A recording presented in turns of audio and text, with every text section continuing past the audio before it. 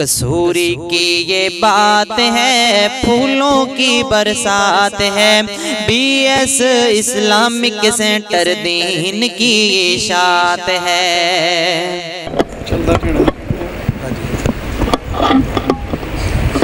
السلام علیکم ورحمۃ اللہ وبرکاتہ۔ نحمدہ ونصلی علی رسولہ الکریم، اما بعد فاعوذ باللہ من الشیطان الرجیم، بسم اللہ الرحمن الرحیم، وانتم الاعلون ان کنتم مؤمنین۔ سامعین محترم، آج کی یہ عظیم الشان تقریب ہماری ان قابل صد احترام بہنوں کے اعزاز میں رکھی گئی ہے جنہوں نے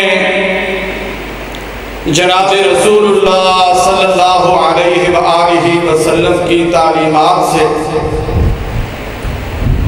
اپنے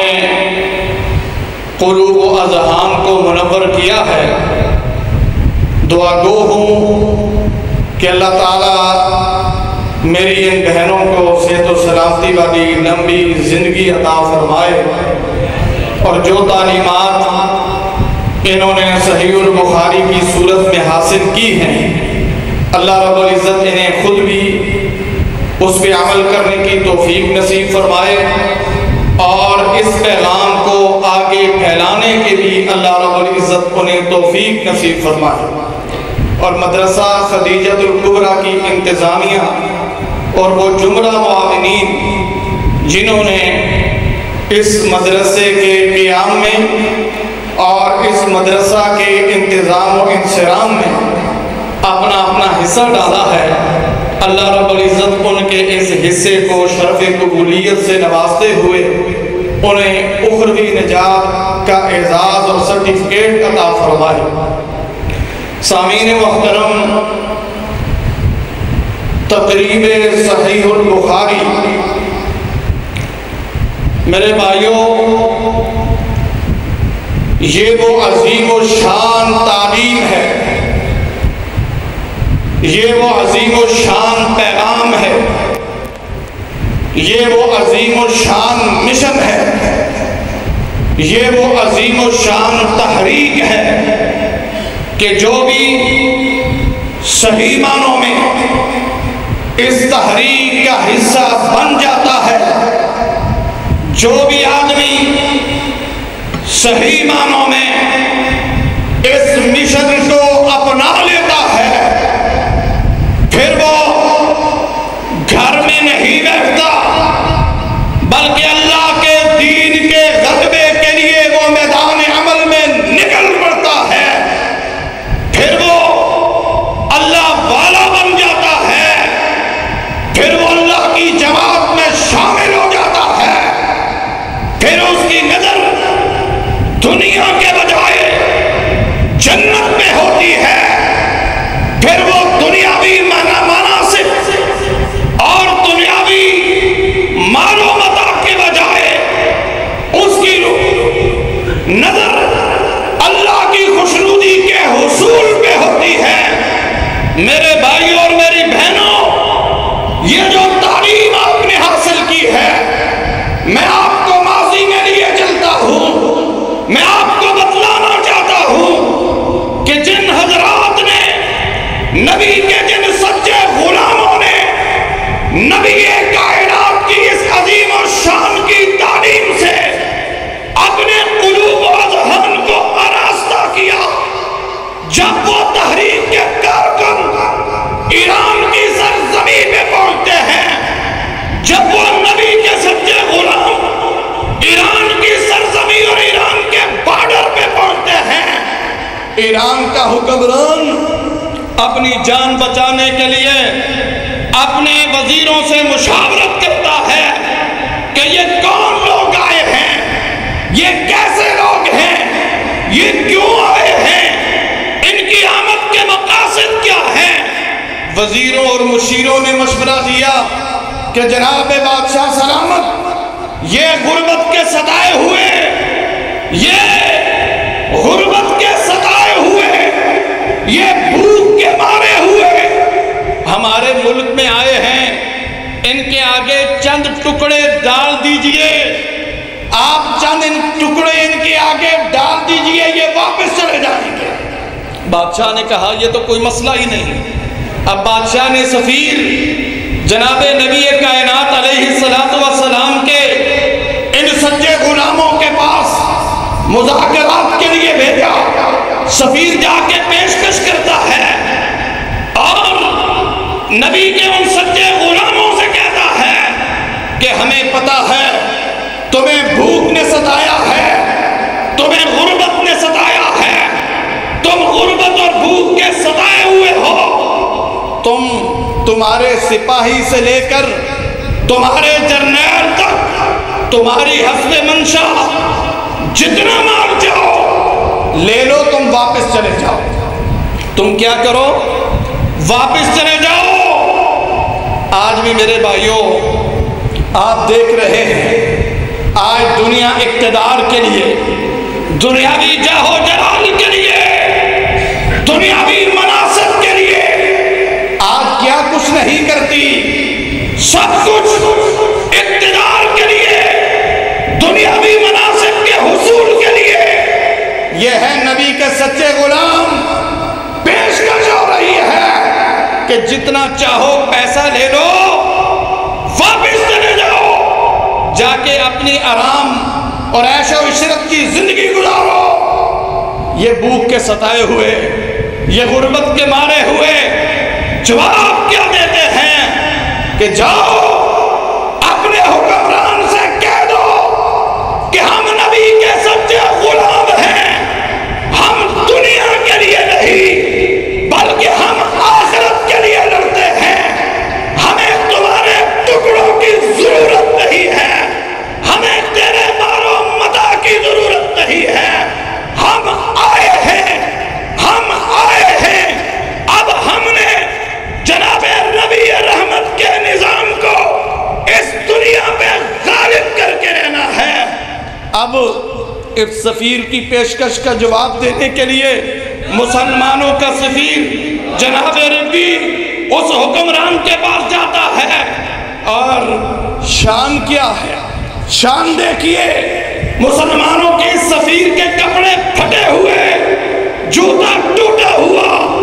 بال گرد و غبار سے اٹے ہوئے،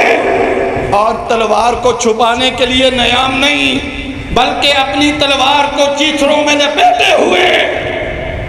اور جو بادشاہ کی سرخ قالین بچھائی گئی تھی اس قالین میں اپنی تلوار کی نوک کو گھسیٹتے ہوئے بے خوف و خطر بڑی شان اور آن کے ساتھ حکمران کے برابر جا کے بیٹھ جاتا ہے۔ درباری یہ منظر دیکھ کر حیران و پریشان، ایک عام آدمی جسے پہننے کے لیے لباس میسر نہیں، جسے پاؤں میں ڈالنے کے لیے جوتا میسر نہیں، جسے اپنی تلوار چھپانے کے لیے نیام میسر نہیں، اس میں اتنی جرت کہ وہ ہمارے حکمران کے برابر آ کے بیٹھ گیا ہے۔ لیکن بھائیو، یہ نبی کا سچا غلام تھا۔ جو نبی کا سچا غلام ہوتا ہے پھر اس کے دل میں دنیا والوں کا ڈر اور خوف نہیں ہوتا، بے خوف و خطر وہاں جا کے بیٹھا ہے۔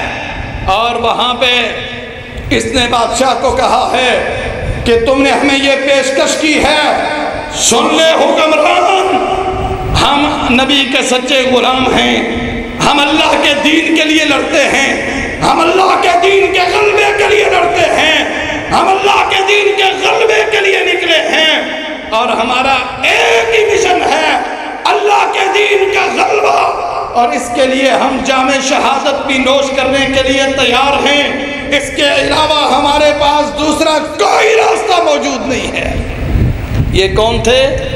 یہ تھے وہ لوگ، وہ تعلیمات جو آج صحیح البخاری کی صورت میں ہمارے پاس موجود ہیں۔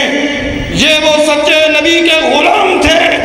جنہوں نے اس تعلیم سے اپنے آپ کو آراستہ کیا، اپنی قوم کو آراستہ کیا۔ پھر کائنات نے دیکھا کہ دنیا کا سارا کفر نبی کے ان سچے غلاموں کے پاؤں میں پڑا ہوا تھا، دنیا ان کے پاؤں میں پڑی ہوئی تھی۔ اس لیے میرے بھائیوں، آج بھی اگر ہم ترقی کرنا چاہتے ہیں، آگے بڑھنا چاہتے ہیں، دنیا پہ غلبہ پانا چاہتے ہیں، اپنی انفرادی زندگی میں اگر چین اور سکون چاہتے ہیں، پھر ہمیں اللہ کے دیے ہوئے نظام کی طرف آنا ہوگا،